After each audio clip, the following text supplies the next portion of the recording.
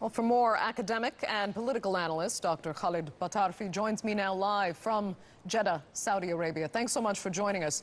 Tell us, why was this decision made when former Crown Prince Mohammed bin Naif had significantly more experience than Mohammed bin Salman?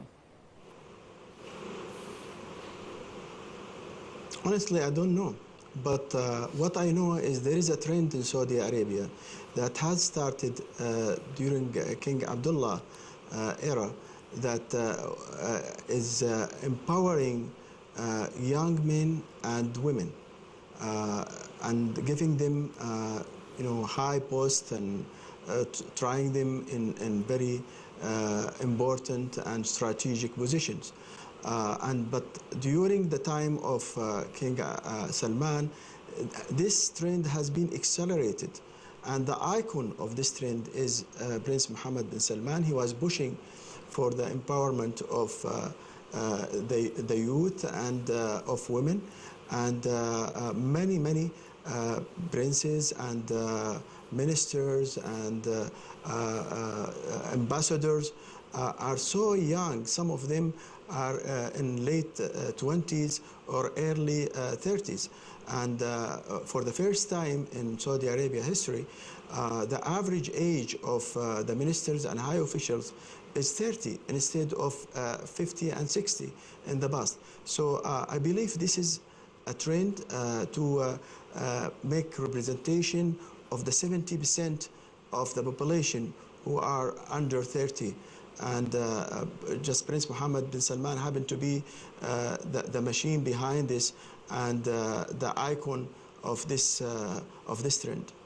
Okay, I mean, that rationale could make sense, that they would like younger people representing a younger population. But do you think that's good for Saudi Arabia? Could it not be a little reckless, actually, as I've heard it described by a number of analysts? No, because Prince Mohammed bin Salman has proved himself very well in the last few years. His first post was in the Council of Ministers in 2007.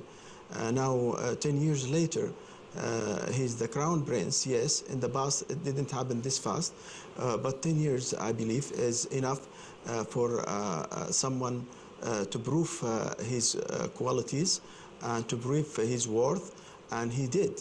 Okay. He is running a lot of successful files and fights against terror and facing up to Iran and its agents in the region, working on the oil issue, working on the economic issues. He's doing a lot of jobs successfully. So why not? Well, let me ask you, the standoff with Qatar is one of the most pressing issues facing Saudi Arabia right now. Given Prince Salman really has no sympathy for Qatar's relationship with Iran or the Muslim Brotherhood, might we be looking at heightened tensions now, or do you think he will prove to be a better diplomat? Well, he was taking this file too, so I don't think to see, I don't expect to see any difference, because he is running this running this business since the beginning, and I believe he will continue to do it the way he thinks right, and the way the king thinks the solution should be. He is representing the government in this issue, and the government standing is what you heard. This is Qatar has to change its ways or else. Okay. Thank you so much then for joining us there from Jeddah in Saudi Arabia. Greatly appreciate your insight.